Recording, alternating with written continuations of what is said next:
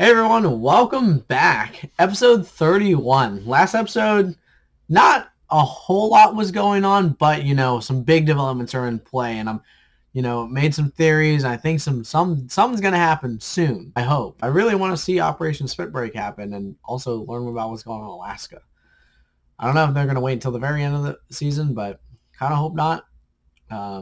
Regardless, let's see what's going on. Oh, dang. Two girls laying on top of each other? It's kind of hot. Sorry. I have to do something to break all this tension. I really hope that Durka's character changes from this. Now pointed at Flay.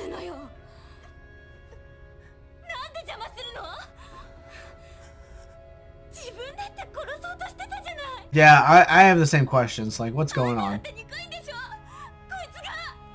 Damn. Oh, you saw that? That was some emotion right there out of Durka. Look at that face. Hold on. That pained look. And it's kind of hard to tell, but I think he was looking down. He's probably been so far removed from everything. Like, he's never actually really interacted that much with naturals other than in More, obviously. And now it's also like kind of whiplash for him because these are the people he's been trying to fight the whole time. Yet now he's seeing the humanity of them, right? And also was just saved by a natural too. So he's probably getting a lot of mixed feelings. Oh, what if freaking Durka and Mirali end up together? Damn, that'd be spicy. Oh, I love that. I would love that. I'm thinking about it more and more. I'm just like, dude, totally died. Durka didn't directly kill him, but he was part of the fight. They're fighting, and then he's like, "Oh, you saved my life. You know what's going on." Okay, sorry, I'm getting way too sidetracked. I think it'd be a cool concept, and I I don't think it's ever gonna happen, but my gosh, it should.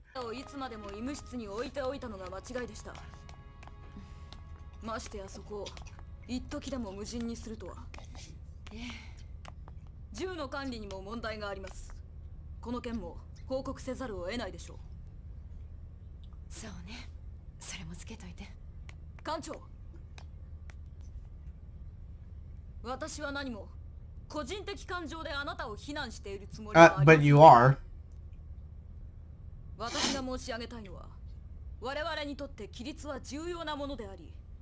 Yeah. So this is the only time I agree with Bad Girl. These points she's making are relevant, and I do agree. It's just the way she goes about it. She's just not a good people person, and I think I've mentioned that before. But also, I'm just gonna call her M. We've already seen from the very beginning she wasn't a super well put together officer. I mean, she started firing those first few episodes we can kind of ignore. They were a little like, whoa. We've already seen throughout the series so far that she's just not a great leader, not very strong and confident in herself. I think she makes good decisions, and Bad Girl over here is just criticizing her and her actions almost too much, to a point. I agree with some of the things she's saying, but at the same time, it's in the moment when things are going on, you need to listen to your orders. She can make these points and add reports, but it's no, you need to act on it and be like, hey, Captain, we need to do these things. And here, here's a plan for some stuff, a proposed plan, because that is what you do with leadership. If you're like, hey, I think we should do this, you need to come up and show a way. You can't just tell them that it needs to change. You can't criticize. You have to be, what's it called? Productive, productive criticism, right? You can't just criticize. You have to give a way out and be like, hey, we need gun control, but hey, this is a way I think we should implement gun control. Give suggestions or some ideas or something like that. Help your leadership out. That's kind of your job as as a subordinate, right? But neither of them really clearly they aren't good with communication, but also they're just they don't really know how to follow either of their roles. M is not a good leader, and Bad Girl is not a good follower. Don't give him that pleasure. Damn, I'm so bad. Natural? I'm still gonna call her Bad Girl. いろいろあったけど、あなたには本当感謝してる。あなたならきっといい艦長になるわね。I didn't really like M's response there. That was like really soft and weak. Notaro actually made a like this is probably one of her better moments. She actually made like an effort to try to understand her or make her M understand her point of view and be like, hey, like, you know, communicate. But unfortunately, M just did not reciprocate that communication. That's not how you... If someone's opening up to you about those things, right, like, you don't just shut them down and, like, blow it off. Like, I understand she probably didn't have the energy, and probably is going to make the relationship worse, because it's like, now, next time that she wants to open up to her, it's going to be even harder, because she didn't feel like the communication was reciprocated, right? すでにログデータはナブコムから回収し解析中であるが、なかなか見事な戦歴だな、マリュー・ラミアス艦長。ではこれより君たちからこれまでの詳細な報告、証言を得ていきたいと思う。なお、この査問会は軍法会議に準ずるものであり、ここでの発言はすべて公式なものとして記録されることを申し渡しておく。各人虚偽のない発言を。良いかな。はい。ではまずファイル1。Oh my gosh, this better not be another like recap episode of like the events. Like, come on, man, I don't need this.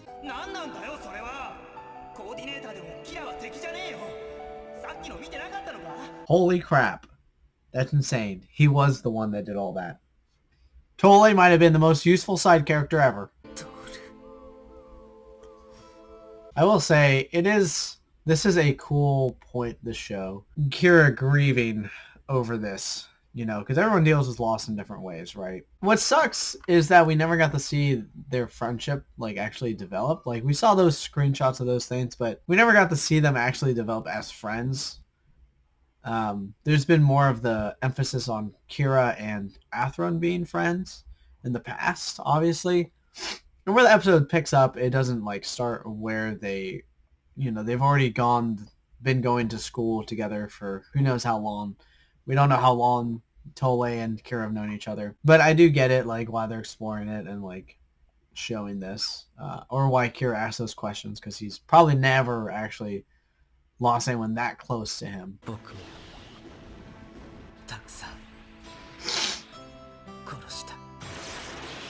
This is why LaFlaga told you not to get too close to people. So I mentioned this for Patreon, but I'll mention this here. I think this series, I've already said that Croissant and LaFlaga would be better protagonists. I think it would be interesting to have, like, Lacus and Cogley as protagonists. Obviously, things would be very different because of their positions, but Cogley is, you know, like, she does a lot of stupid stuff, obviously, but she would be more interesting for things to happen as opposed to Atheron, who hasn't really done a whole lot so far. And then, you know, Lacus seems way more level-headed. I think they're going to get better. I really hope so. But they really need to focus on character development in this. Oh. That Croissant? The heck, dude?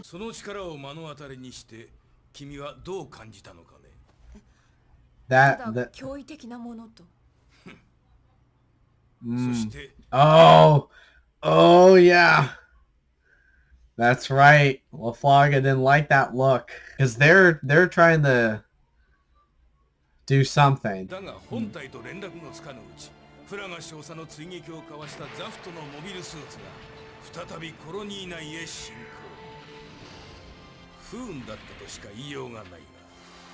Oh dang.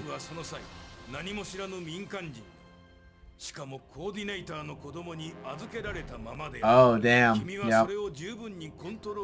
They're hating on him because he was a coordinator. Oh,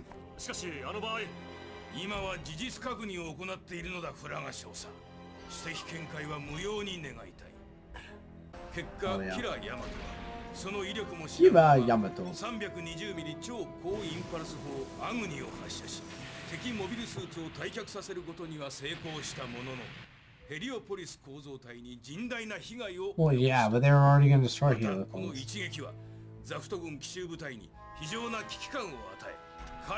Oh.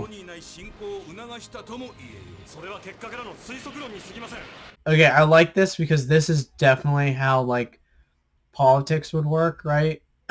Especially with this kind of BS being like, yes, the coordinator did all this crap and they're like really bad because, they're trying to further their own propaganda by twisting the facts of this report and whatnot.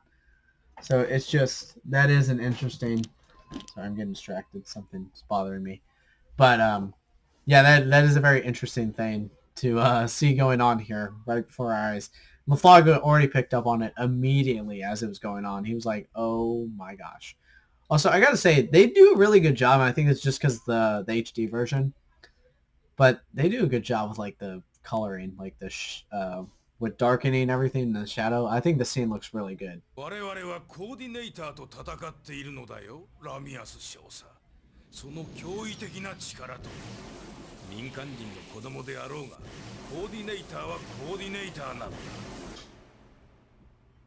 That's messed up.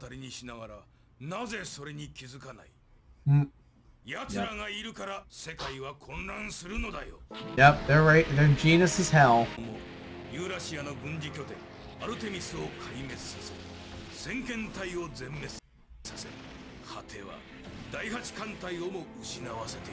Oh my gosh.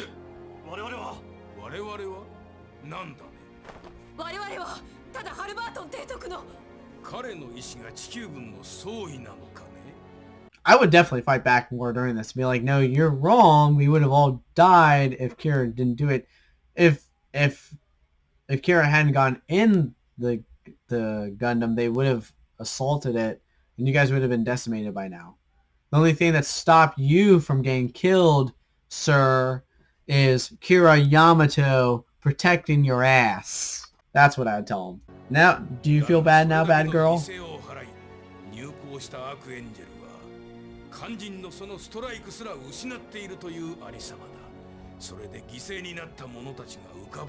Oh my gosh. They're really going to say that just because they made it there for the last little leg? Damn. That was actually way more intense than I thought it was going to be.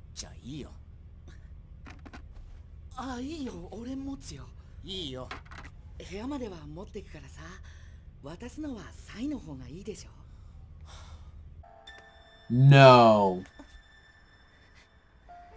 Wait, what's she doing? That's right.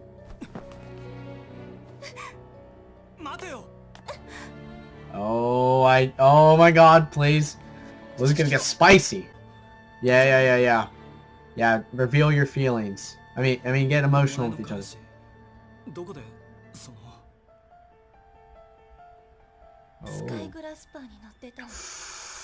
Oh.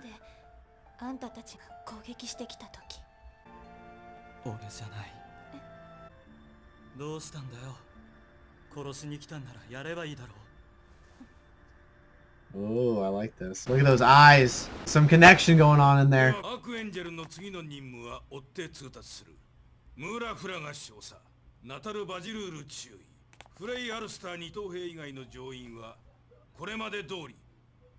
Wait, Flay? Why do they want Flay? What?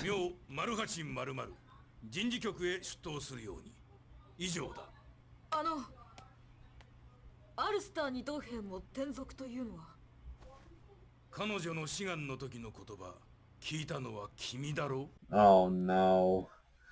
They're just like, yeah, she's genius as hell, so we want her to be in a high position. I knew it infiltrated deep in the ranks of the higher people in the military. That's so good though. Man, it's messed up, but it's good.